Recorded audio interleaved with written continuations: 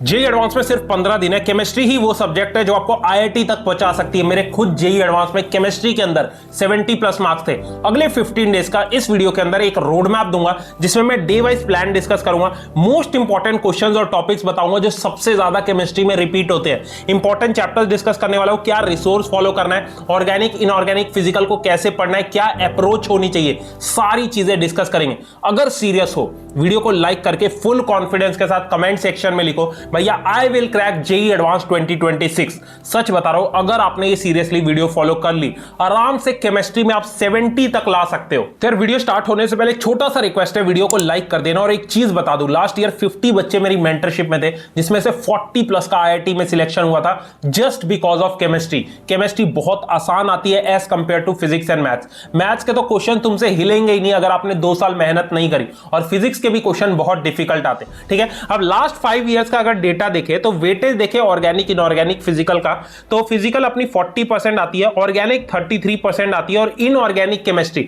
27% आती है। तो अगर आपका टारगेट है कि केमिस्ट्री में मुझे 60 प्लस या फिर 70 मार्क्स तक स्कोर करना है, तो ये जो मैं इंपॉर्टेंट चैप्टर्स बताने वाला हूं इस पे आपको पूरा फोकस करना है। तो अब डिस्कस करते हैं मोस्ट इंपॉर्टेंट चैप्टर्स। केमिस्ट्री में कुछ करो ना करो, ये 10 चैप्टर्स आपको अच्छे से आने चाहिए क्योंकि लास्ट 5 इयर्स के बेसिस पे सबसे ज्यादा वेटेज इन्हीं का है। सबसे पहले P block element, last year 4 question आए, 10 से 12% ऑन एन एवरेज इसका वेटेज रहता है। उसके बाद कोऑर्डिनेशन, कंपाउंड और केमिकल बॉन्डिंग, ये 3 चैप्टर्स इनऑर्गेनिक केमिस्ट्री में आपको एनसीईआरटी से अच्छे से कंप्लीट करने।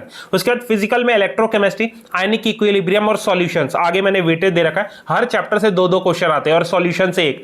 उसके बाद ऑर्गेनिक केमिस्ट्री के अंदर जीओसी सबसे इंपॉर्टेंट, ऑलमोस्ट 2 से 3 क्वेश्चन इससे आते हैं। उसके बाद अमाइंस, हेलो एल्केन्स, एरीन्स और एल्कोहल, फिनोल, ईथर, इन 10 चैप्टर से ऑलमोस्ट 17 से 18 क्वेश्चन हर साल जेईई एडवांस के पेपर में आते हैं। तो सबसे पहले आपको इनको अच्छे से कंप्लीट करना है एनसीईआरटी से, मेनली इनऑर्गेनिक और ऑर्गेनिक के लिए। तो एक बार आपने 10 चैप्टर्स कर लिया, आपको केमिस्ट्री के अंदर कॉन्फिडेंस आ जाएगा। उसके बाद ये कुछ इजी स्कोरिंग चैप्टर्स हैं जिनको सिर्फ आप वन शॉट अच्छे से लगा लो और लास्ट 5 से 10 साल के पीवाईक्यूज लगा लो, ये चैप्टर्स आपके हो जाएंगे। तो कौन कौन से हैं? सबसे पहले बायोमोलिक्यूल्स, उसके बाद polymers, surface chemistry, metallurgy, some basic concepts of chemistry और केमिकल काइनेटिक्स। ये 6 चैप्टर्स है, बहुत ही आसान है, 5 से 6 क्वेश्चन इनसे आते हैं। तो सवाल आते हैं भैया टाइम बहुत कम है, क्या रिसोर्स फॉलो करें? सबसे पहली चीज, जिस भी कोचिंग से हो आप, एलन, आकाश, पीडब्ल्यू, जो आपकी एडवांस वाली एक्सरसाइज है मॉड्यूल्स के अंदर, उसको पहले सॉल्व करो। जितने भी उसमें क्वेश्चंस है कम से कम 2 बार आपको सॉल्व करना है। दूसरी चीज है एनसीईआरटी आपको इन डेप्थ रीड करनी है,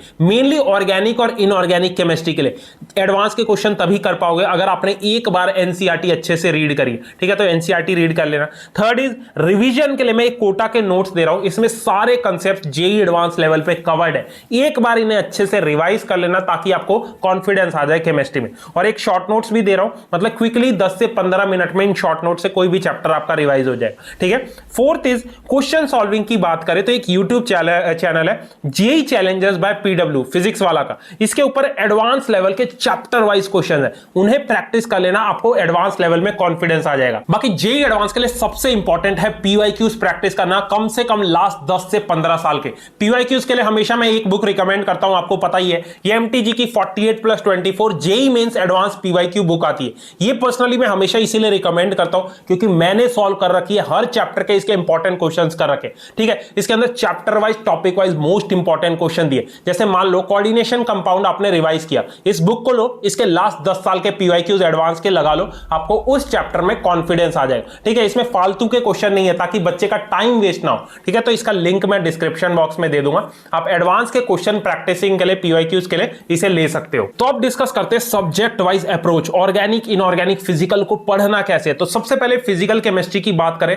तो ऑलमोस्ट 40% इसका वेटेज है एडवांस के पेपर में। अब फिजिकल केमिस्ट्री में सारे जितने भी फॉर्मूलाज है आपके टिप्स पे आपको याद होने चाहिए। तो आपको क्या करना है, डेली 30 मिनट मॉर्निंग में टाइम निकालो और जितने भी चैप्टर्स है आपके, electrochemistry, chemical kinetics, ionic equilibrium, solutions, उनके जो फॉर्मूलाज है उनको एक बार लिख के प्रैक्टिस करो ताकि सारे फॉर्मूलाज आपके टिप्स पे याद हो जाए। ठीक है, तो डेली 30 मिनट टाइम निकालना है। दूसरी चीज है, लास्ट 15 साल के जो पीवाईक्यूज मैं आपको रिकमेंड करूंगा फिजिकल केमिस्ट्री के लिए, जो मैंने एमटीजी वाली बुक रिकमेंड करी, उसमें सारे टाइप के क्वेश्चन आपको मिल जाएंगे। तो लास्ट 15 साल के फिजिकल के पीवाईक्यूज लगा लेना। ठीक है, अब मूव करते हैं ऑर्गेनिक केमिस्ट्री पे। इसका वेटेज ऑलमोस्ट 33% होता है। अब ऑर्गेनिक में पूरा गेम शुरू होता है जीओसी और आइसोमेरिज्म से। अगर ये 2 टॉपिक्स नहीं आते, ऑर्गेनिक बिल्कुल समझ नहीं आएगी और एक भी क्वेश्चन आपसे नहीं बनेगा।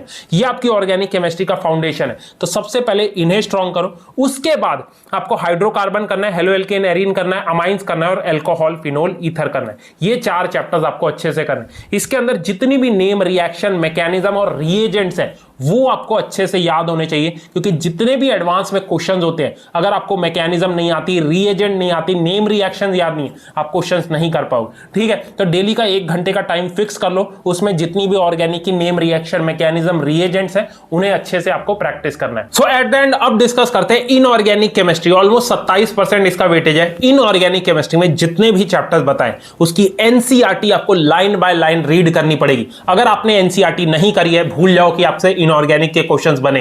एनसीईआरटी की लाइन से क्वेश्चंस एडवांस के पेपर में बन जाते हैं। ठीक है, तो एनसीईआरटी आपको अच्छे से रीड करनी है। डेली का 2 घंटे का टाइम फिक्स कर लो, जिसमें एक चैप्टर आपको इनऑर्गेनिक का रिवाइज करना है। मान लो एक दिन आपने कोऑर्डिनेशन कंपाउंड रिवाइज कर लिया, एक दिन केमिकल बॉन्डिंग रिवाइज कर लिया, एक दिन पी ब्लॉक कर लिया, एक दिन डीएफ ब्लॉक कर लिया। तो जितना रेगुलरली रिवाइज करोगे इनऑर्गेनिक केमिस्ट्री को, उतने अच्छे से सारे एक्सेप्शंस और चीजें आपके दिमाग में याद रहेंगी और पेपर में आप क्वेश्चंस कर पाओ। ठीक है, तो इनऑर्गेनिक के लिए आपको एनसीईआरटी अच्छे से करनी।